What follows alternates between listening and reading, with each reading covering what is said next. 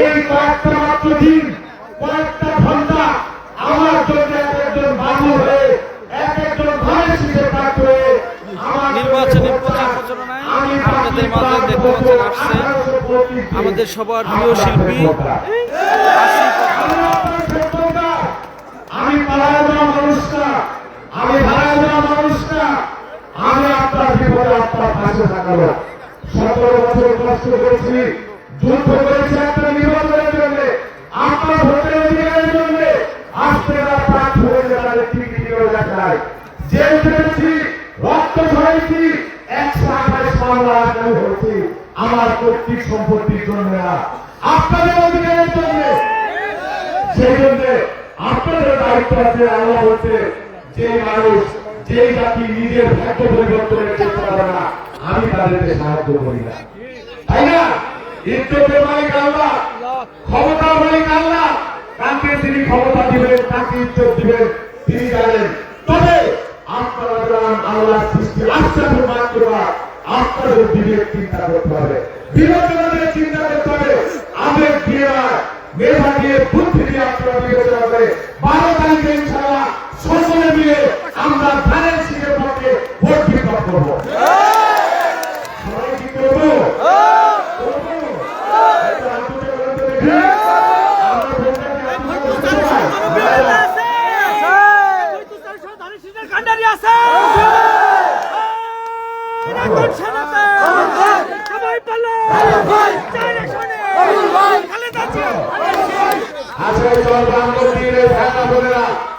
আমরা আমার আল্লাহ রসুলকে সাক্ষী রেখে শপথ নিয়েছি, কালকে সকাল থেকে আমরা প্রত্যেকে এক একজন শরীরটা পালন হবো।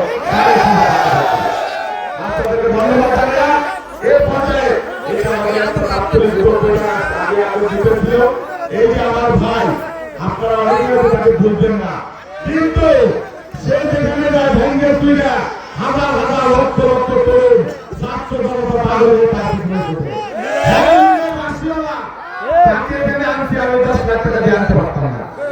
কেউ মানে 10 লাখ টাকা দিয়ে যদি বলে আমার 10 লাখ টাকা লাগবে, সে কিন্তু তাতেও মানুষ ফিরবে না। আমার ভালোবাসা, আমার ভাই আসছে, আমি খুশি হয়েছি। সেটা আপনার তার জন্য আরেকটা ভালোবাসা। আমি এই রাজনীতি বারবার আমাদের বিএনপি পরিবারের মানুষ, আমাদের আপনজন, আমাদের শুভাকাঙ্ক্ষী, তাকে একটু আমাদের গ্রামের মানুষের জন্য কথা বলার জন্য অনুরোধ করছি। আসসালামু আলাইকুম।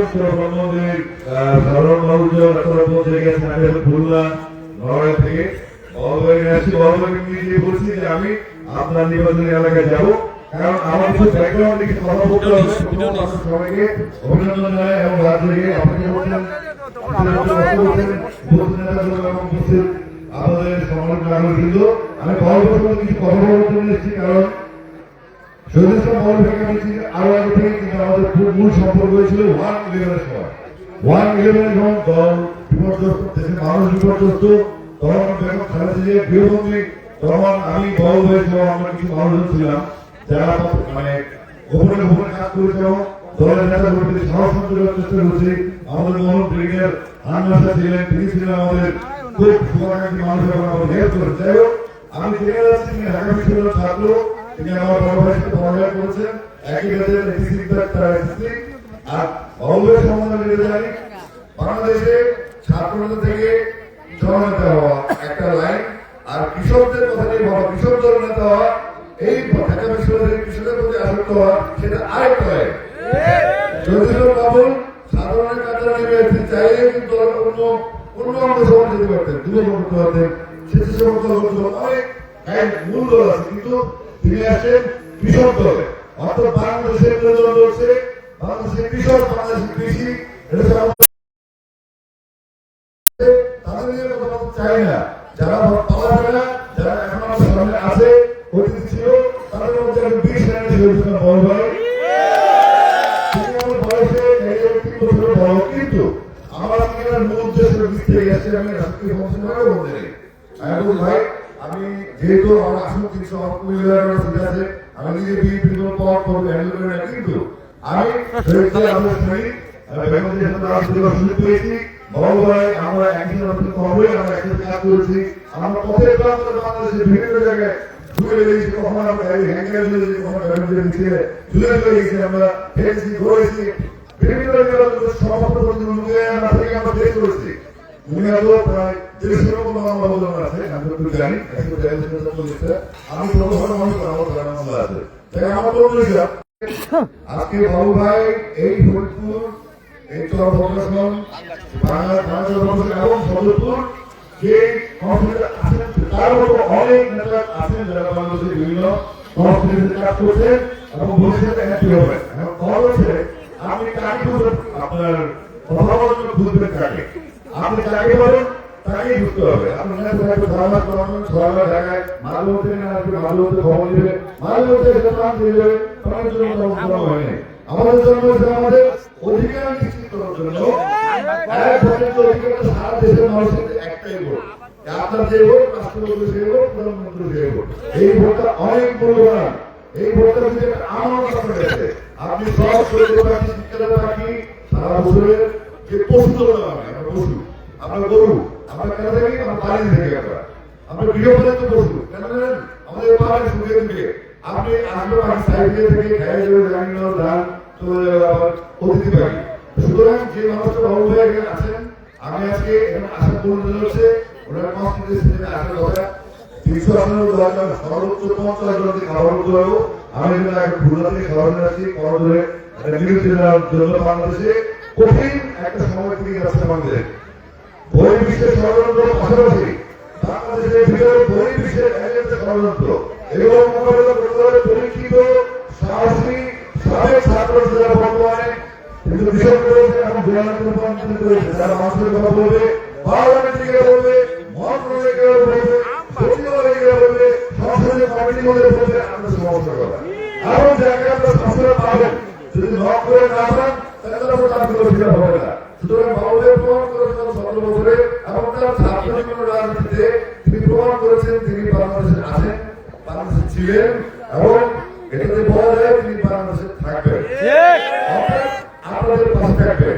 আগামী 12 ফেব্রুয়ারি বাংলাদেশের ভবিষ্যৎ রচনার জন্য একটা ঐতিহাসিক দিন, একটা সত্যিক্ষণ, একটা নতুন ইতিহাস রচনার দিন এবং আমাদের নাগরিকদের, আমাদের ভবিষ্যৎ প্রজন্মের, আমাদের তরুণ প্রজন্মের যারা জুলাই বিপ্লবে শহীদ হয়েছেন, যারা দেশকে এগিয়ে নিয়ে গেছেন, দেশকে বিদায় করেছেন এবং নতুন স্বপ্নের প্রত্যাশায় আমাদের নতুন প্রজন্ম নতুন নেতৃত্ব ঠিক করবেন এবং এই যে বয়সে মহোদয় আছে আমরা ঠিক এই বয়সে পার্লামেন্ট লিডার চাই যারা ইয়াং এবং পরিণত, যারা দীর্ঘদিন ধরে শিখেছেন, দীর্ঘদিন দেশে চালাবেন, দীর্ঘদিন আমাদের গাড়ি হিসেবে থাকবেন, তাদের নেতৃত্বে এখন জরুরি। বাবু সেক্ষেত্রে আমার দেখা বাংলাদেশের একজন অনন্য প্রার্থী, আর যদি বলে বেশি পার্সেন্ট ধরি তাহলে যদি বাংলাদেশ 5% ধরি তাহলে বাবুকে আমি ভালো লাগে। অনেক সমাজ করেছে আমি আমাদের পক্ষে দিতে পারি না, কিন্তু মাঝে মধ্যে মাইক দেখলে উঠতে হয়ে যায়। আমাদের মমতা আছে এখানে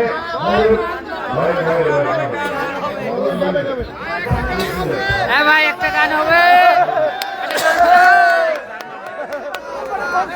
হ্যাঁ খবর দিয়ে গেলাম, খবর দিয়ে গেলাম ইনশাআল্লাহ। আমার আগে কথা ছিল খবর দিয়ে গেল এখন একটা নাগরিক সমস্যা, সিকিউরিটি সমস্যা এখন করি না, এখন আমরা ইলেকশনটা করি, ইলেকশনের পর আমরা তখন আমরা ভিডিও হবে আমরা মেম্বার পার্লামেন্টের বড় হয়ে আমার বড় দায়িত্বে জন্য আসলে তখন বড় করে কথা বলবো, আমার সাথে অনেক আসবে।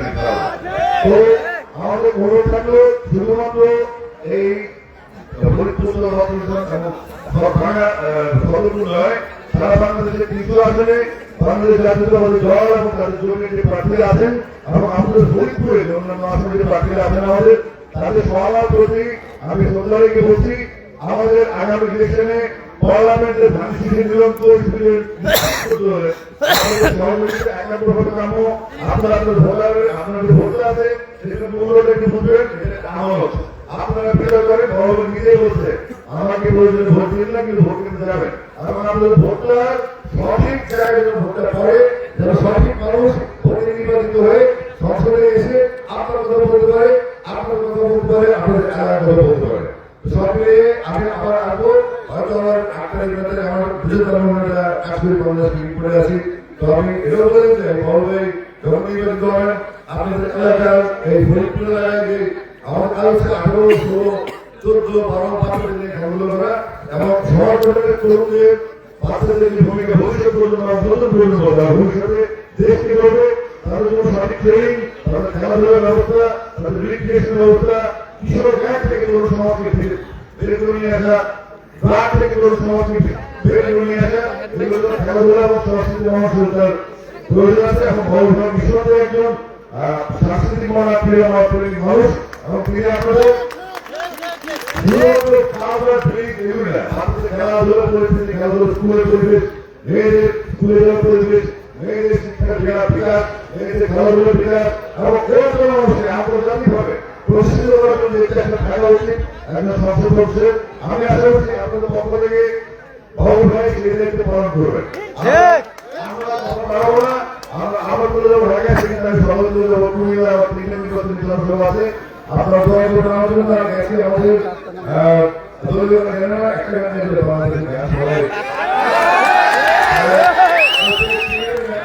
আমি এটা বলছিলাম বলবো আমার বর্তমান ক্ষেত্র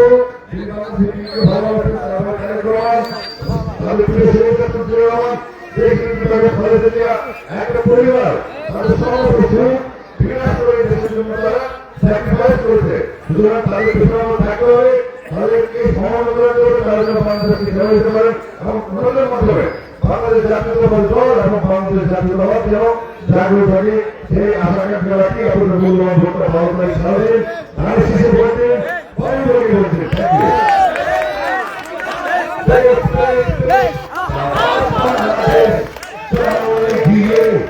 আমার বাংলাদেশ